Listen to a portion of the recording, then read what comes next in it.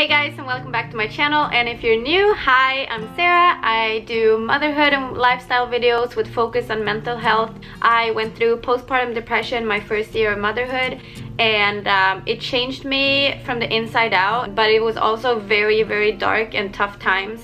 As much as I would wish that it didn't happen to me, I came out as a stronger woman, mom, wife, because I did go through it. Today I'm going to be sharing with you guys my 5 tips to not fall back into postpartum depression. Of course, disclaimer, I'm not a doctor, I'm not a nurse, I'm not a specialist in any kind of way. These are just some thoughts and some helpful tips that I've been helped from and that I'm actually reflecting a lot on these days. Being that I'm 100% free from my postpartum depression and anxiety does not mean that I cannot fall back into it, but opposite actually. I am prone to fall back into depression and exhaustion mentally just because I did go through it, so it just has made me more aware, and I just want to share that because I know a lot of moms out there go through the same struggle, and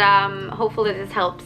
Without further ado, let's go ahead and jump into the video. So here are my 5 tips for avoiding falling back into postpartum depression and anxiety. So my number 1 tip is the basics, and so many of us know this, but so many of us don't follow it, and it is sleep. Get your sleep. By the way, all these tips are tips to myself as well. As I'm going through recovery, being stronger and working myself up in life, I just went through a crazy week of sleep deprivation, and it just made me crash. And that's how I came up with this video idea, because I was like, if I'm going through that, then I'm pretty sure that a lot of moms out there are going through the same thing. Whether you went through postpartum depression or not, sleep is key. Research have actually showed that being sleep deprived is equal to being drunk. So imagine you trying to do it all, stay up late, because I know it's hard when you have kids. They only maybe nap once a day or twice a day, and you need to get everything in this world done in that 1 hour. Like, how is that even possible? So you don't do that, but you actually stay up late, because when your kids go to sleep, you have maybe a few more hours if you stay up. The truth is, if you don't get your sleep at night, you will just lose your mind.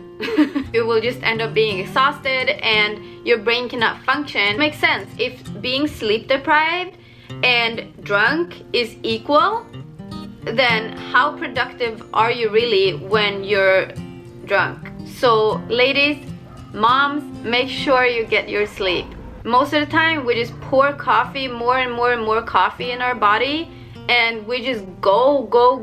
We reach a point where we just can't keep going that way, and it's when we crash that really everything comes over you. What if you could just sense those signals a little bit earlier and allow yourself to take a nap when your baby sleeps, or allow yourself to go to bed a little bit earlier, like a couple days a week? Just really check out and just care about your health, because at the end of the day, if we're not well rested, then there's just like so many problems that just arise over our heads.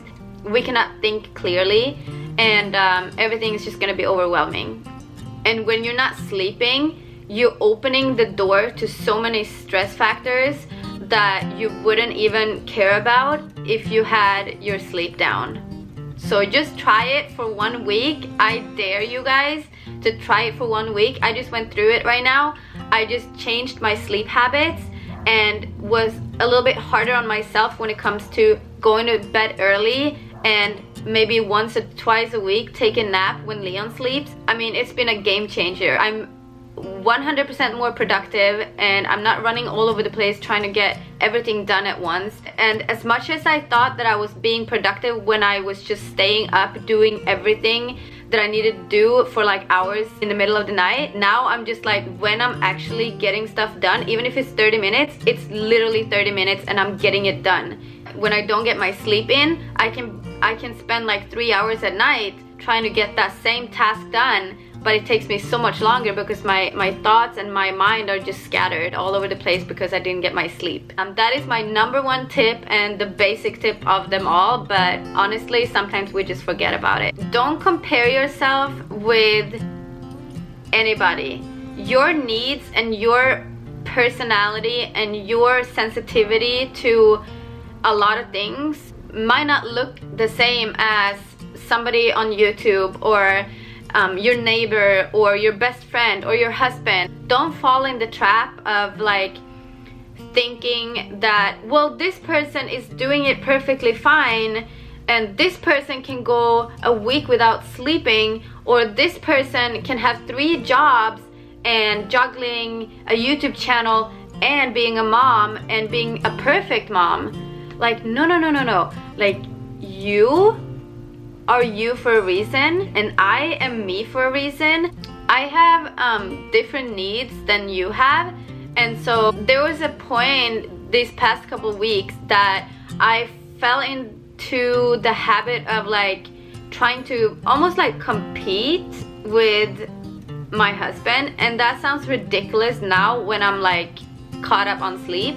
But again, it's all linked together. Sleep, self-awareness, all of these tips that I will share with you guys today, they're all linked together. So he has the ability to stay up. First of all, he works full-time. Second of all, he is working on our 2 side businesses. He can come home from work, have like a long day at work, and come home, sit up all night working till like 1 o'clock in the morning, and then just repeat that. And so I was just like going in the same kind of pattern of like trying to do that. But then I realized that like, oh my god, like I can't do it. And then I started to get down on myself. And at the end of the day, we're not the same person. He needs to refuel in a different way that I need to refuel. We need to really back up and just like ask ourselves, what do I need in order to be better in this area? Or what do I need to be able to accomplish this? Whatever it is, do more of that, and you will start to really examine yourself and become more self-aware. So my second tip is become more self-aware. So for example, I used to spend probably all my life thinking that I didn't need anything to be organized because I'm just like impulsive and like I just don't need structure in my life. I'm just like completely just like go with the flow kind of girl. But I just recently came to the conclusion that if my life is cluttered and disorganized, my brain just does not function. And it has nothing to do with like me being an organized person. I'm very cluttered in my mind already. So if I don't have like a clean home, then I just cannot function. Like I get super stressed out. But I didn't know that because I just always saw myself as a messy person, and like I am a messy person, but that doesn't mean that I can get less messy if I really realize and being self-aware with myself that I need structure and I need every single item and thing at its place in order for me to feel calm. So that is just a result of like me being more self-aware and me being more true to myself and like who I really am and what I need to be able to function the best way that I can. If you're new to my channel and haven't subscribed already, I would love for you to do so and connect with me that way. He just woke up from his nap. You gonna come join me? Come here. Hi. Did you have a good nap? Alright guys, we're gonna have to continue this video with a little sidekick. Where was I? I can't even remember where I was. Okay, so my third tip is to work on recognizing your warning signs. And I mean, obviously that goes hand in hand with being self-aware as well. For me personally, this week is the first time in months where I actually have like fallen back a little bit and like experienced like a little backlash in my mental health. Luckily, I was able to recognize the warning signs and it literally helped me get out of it really quickly. And I think it's just because I've been working so hard on being self-aware and allowing myself to just be still and think about, you know, what are some warning signs that I recognize from the time that I did go through depression and anxiety, that I just started to like experience again, and it made me scared. And I was like, okay, why am I scared right now, and why am I experiencing anxiety? Oh, okay, I haven't been sleeping well. Okay, that makes sense. I've been going way too hard with like YouTube and neglecting like the housework, so it's all messy all over the place, and I've been getting out of my routines. Okay, well, that makes sense, you know. So some of those like warning signs for me, I picked up fairly early, I would say, and I was able to turn it around with help of getting in a place of stillness again, and just cutting out things that wasn't bringing me any type of energy or restoration. That brings me to tip number 4, which is cut out social media for a while. And I know this seem hard, or like seem like, why would you need to do that? And it's such a habit for many of us to just have a scrolling type of life.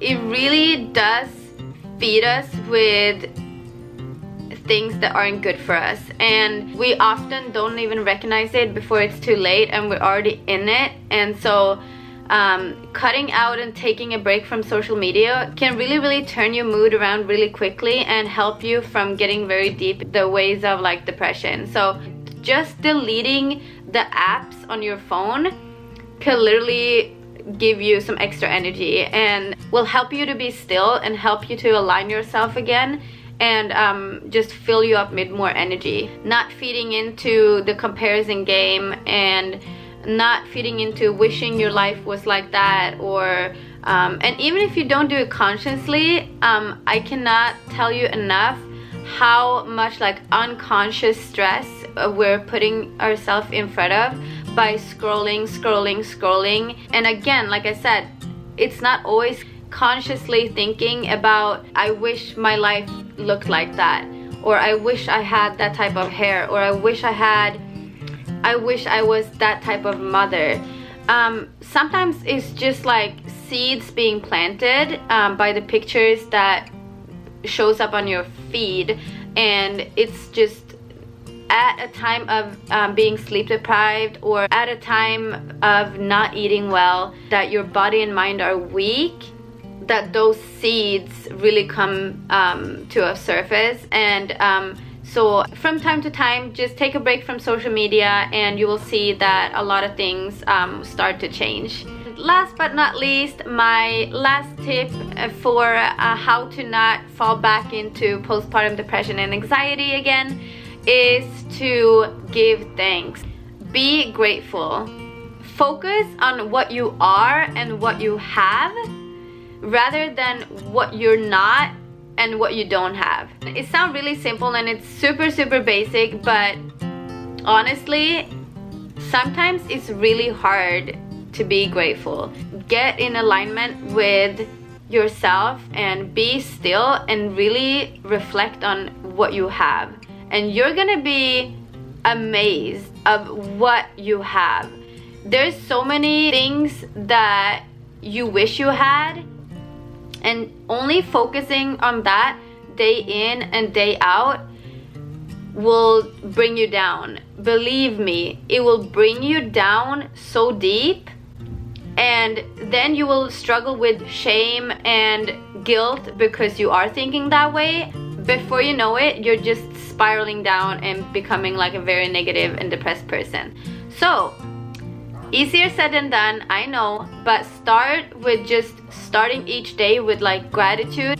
It doesn't have to be big. You might not like where you are right now, and you might not be satisfied with where in life or circumstances you're in, but the minute you accept that for now and just decide to say, you know what, I'm so grateful that this is where I am in my life right now, because it allows me to grow. It allows me to be grateful for the things that are coming my way. Whether it is to be grateful that I have clothes that I can wear, or that I have food to give to my child. Basic things like that. Or it is just expressing gratefulness for being able to express myself freely, or being able to start a YouTube channel with no cost and like just speak about whatever I want to speak about, or just say thank you for being able to go outside and take a walk whenever you want. Being grateful that you have a family who loves you. I mean, there's a million things that you can come up with that you're actually grateful for. So please take the time to focus on that and not what you don't have or what you're not. I see my battery is blinking, and this one needs to get fed. Talking about basic needs. There you have it. Those were my 5 tips for avoiding falling back into postpartum depression and anxiety. I'm glad I went through these tips. I really do think that they will help you guys. For me personally, they help me every single day to just be, you know, focused and in alignment, and just reflect a lot, but not reflect in like a bitter and negative way, but really truly allow myself to be connected. And so yeah, thank you so much for watching this video. If it was helpful in any kind of way, I would love if you gave it a thumbs up. It really helps my channel out. And also, what are some things that you're doing to better your life and being more connected and stress-free as a mother? I would love to hear it. You can never have too many tips on becoming a better person. So what is your #1 tip? I would love for you to share in the comments below. If you haven't subscribed to my channel, please do so. And I will see you guys soon. Bye. Your runny nose. Oh, bubbles. Bye. Bye bye.